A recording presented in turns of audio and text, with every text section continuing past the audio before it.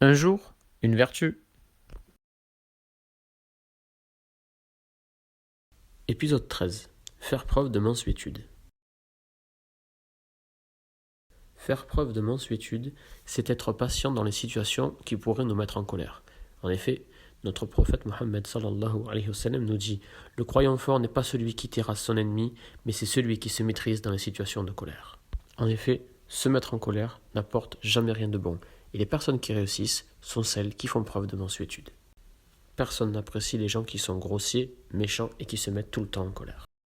Et le prophète sallallahu alayhi wa sallam était un modèle de mansuétude. Écoutez plutôt cette histoire. Un jour, un grand savant juif du nom de Zayd ibn Sa'na lut dans son texte sacré que le dernier des prophètes qui arriverait serait celui dont la colère ne devance pas sa mansuétude. Cela veut dire que, quoi qu'il arrive, la colère ne serait jamais plus grande que sa patience.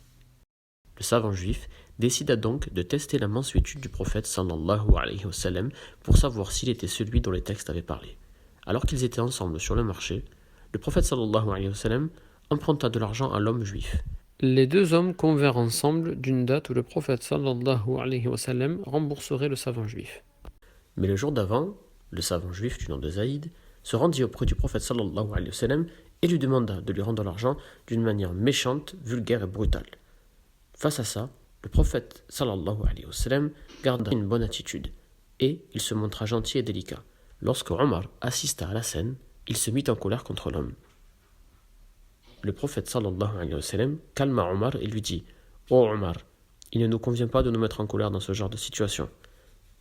Acquitte le droit de cet homme et donne-lui une part supplémentaire pour l'avoir effrayé. » Omar s'exécuta donc.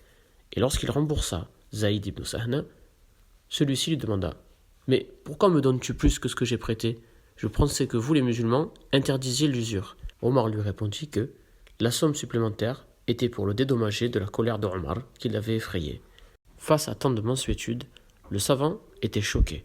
Il observa Omar et lui dit « Ya Omar, sais-tu qui je suis ?»